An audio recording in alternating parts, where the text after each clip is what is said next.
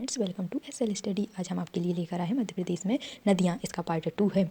तो please subscribe करें, like करें और शेयर करें और प्लीज़ कमेंट करके बताएं कि आपको ये वीडियो कैसा लगा। तो हम इससे और अच्छे से बनाएंगे जो भी कमी होगी इसमें। तो ठीक है, बढ़ते हैं हम अपने क्वेश्चन की तरफ। फर्स्ट क्वेश्चन, मध्य प्रदेश की किस नदी का नाम नामोदास भी है?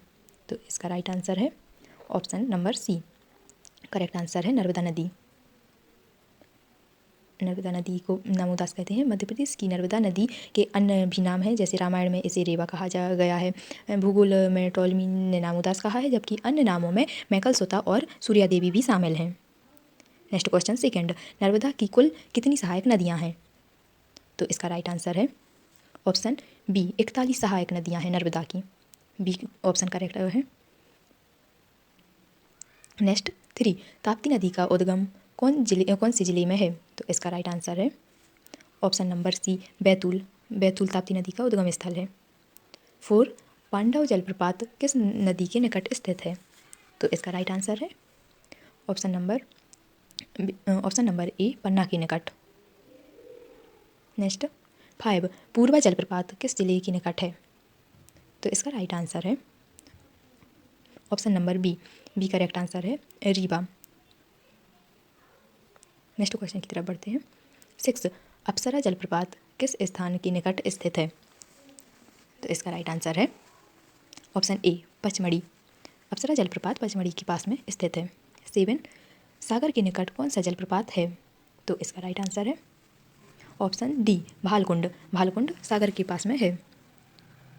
नेक्स्ट 8, निम्न में से मध्य प्रदेश की गंगा किसे कहा जाता है? तो इसका राइट आंसर है option number B, Betwa. Betwa right answer है।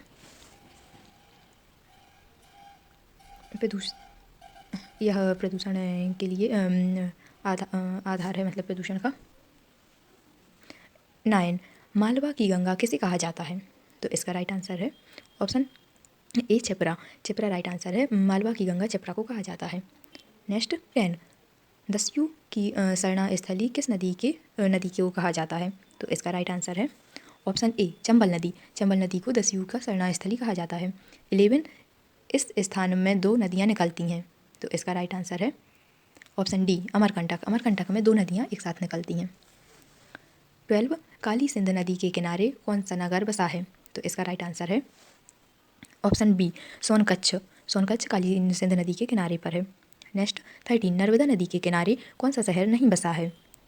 तो इसका राइट आंसर है option number D, Chhindwara. Chhindwara Narmada नदी के किनारे पर नहीं है। 14, मध्य प्रदेश में निम्न में से कौन सी नदी नहीं बहती है? तो इसका राइट आंसर है ऑप्शन बी, यमुना। यमुना नदी मध्य प्रदेश में नहीं बहती और पार्वती, सिंधु, सोन तीनों यही हैं। 15, शिवपुरी किस नदी के किनारे बसा हुआ है? तो इसका राइट आंसर है सिंध। सिंध नदी के किनारे पर शिवपुरी है। नेक्स्ट क्वेश्चन 16, नर्मदा नदी के निकट निम्न में से कौन सा शहर स्थित है? तो इसका राइट आंसर है ऑप्शन ए, बी, सी तीनों। ओमकारेश्वर, जबलपुर और झाबुआ तीनों नर्मदा नदी के किनारे पर हैं। 16, बेतवा का उद्गम स्थान है। तो इसका राइट आंसर है ऑप्शन ए, कुमरा। कुमरा यह बेतवा का उद्गम स्थान है। यह रायसेन में है, रायसेन का एक गांव है।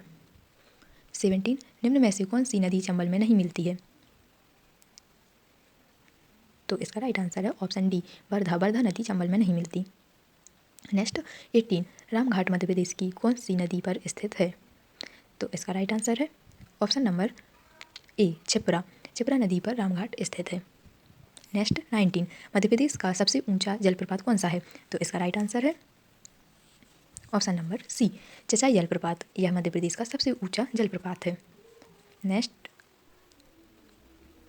लास्ट क्वेश्चन 12, पार्वती नदी का उद्गम जिला कौन सा है? तो इसका राइट आंसर है ऑप्शन ए, सीहोर। सीहोर यह पार्वती नदी का उद्गम स्थल है। Thanks for watching friends. Please बताएं कि आपको वीडियो कैसा लगा।